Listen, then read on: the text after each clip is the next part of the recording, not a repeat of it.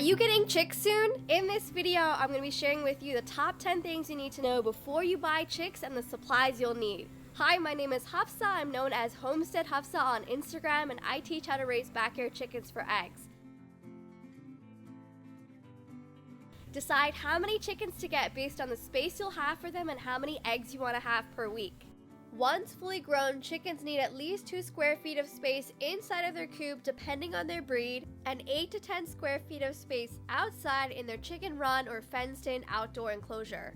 Give them enough space to move freely in their coop and to have room for their roost or perch area, nest boxes, food, and water.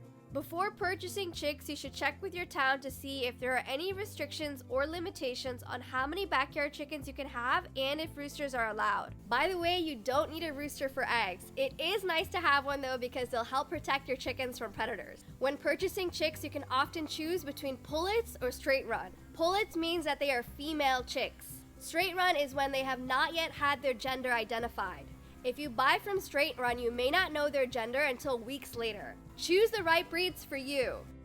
There's a large variety of chicken breeds to choose from with unique differences in each. Most people are used to white and brown eggs, but did you know eggs come in many colors? Depending on the breed, you can have eggs that are beige, pink, blue, green, dark brown, or speckled. Some breeds are better suited for warm climates while others do better in cold climates and harsh winters. Every breed also has their own temperament. Most are friendly while others are flighty and don't like being handled. This will vary with each chicken too. If you want to have more eggs per week, get high egg layers like Rhode Island Reds, ISA Browns, and Leghorns, which lay over 300 eggs per year. If you want colored or rainbow eggs and are okay with less eggs per week, some great breeds to get are Easter Eggers, Welsummer, Cream Leg Bar, which all lay over 200 eggs a year. If you want to raise chickens for eggs and for meat, get heritage birds like Wyandottes, Brahmas, and Astralorps. If you have extreme hot or cold weather where you live, getting breeds that can handle that climate is also important. A chicken's comb, or the fleshy part on top of its head, will make the biggest difference in how it handles hot and cold weather. Chickens with a tall comb, such as a single comb or carnation comb, handle the heat better because they're able to release excess moisture more easily. Chickens with a small comb, such as a pea comb and a rose comb, are less susceptible to frostbite in extreme winter because they're less likely to get hit with a cold draft or wind, unlike a tall comb. Most breeds are able to handle temperature fluctuations. However, precautions need to be taken with their setup and daily care to keep them healthy and safe. Get your chick supplies and set everything up before you bring them home.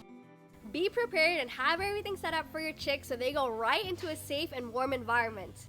You'll need to set up a chick brooder, which is a heated enclosure for them. You can use a metal galvanized tub, which comes in several sizes. Place it in a secure and draft-free room. Kids and pets should not be allowed in the room unattended because accidents can easily happen. Keeping chicks in a garage, basement, or small room all work well as long as they're kept warm and safe. You can use a mesh lid or a cover to keep your chicks from jumping out of the brooder and from anything getting into the brooder. Chicks need a constant heat source. You can use either a heat lamp or a radiant heat plate. Their space needs to be 95 degrees Fahrenheit in their first week, then decrease weekly by 5 degrees Fahrenheit. Heat up their brooder a few hours before you bring them home. If you are using a heat lamp, hang it above the brooder and secure it to something so that it cannot fall on the chicks. You also want to be able to adjust the height easily to decrease or increase the temperature below. If you are using a radiant heat plate, it may already have legs on it that allow you to easily adjust the height as your chicks grow. In some cases, you can also hang the heat plate. When you see chicks huddled underneath the heat source, it means that it's not warm enough. When you see them spaced out away from the heat source, it means that it's too hot for them and it needs to be raised. You'll need bedding for the brooder. You can use pine shavings or hemp, which has less dust. Do not use cedar shavings because they are toxic to chickens. Spread out the bedding and put out at least 1 to 2 inches. Brooder bedding should be checked several times a day and replaced when wet or soiled. The more chicks you'll have in a smaller space, the more often you'll have to refresh the bedding. There will be poop buildup and spills. Get chick feeders, chick crumble feed, and chick waterers. You can either hang their feeders and waterers or raise them so that their feed and water do not spill. Make sure your chicks can still reach them. Chickens should always have fresh water and feed. Keep their feeders and waterers full. Minimize dust. Keep their bedding clean and dry. Keep their waters and feeders clean and poop-free. Chickens can get sick very easily if their bedding has too much poop in it. Moist bedding and poop in their feed and water can also make them sick. Too much dust from the bedding or in the room in general can lead to chick respiratory issues. Chicks are fragile, especially in their first few weeks.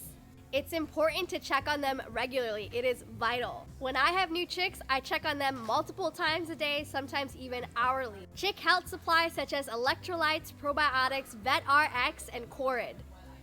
Chicks need to be kept indoors for their first few weeks.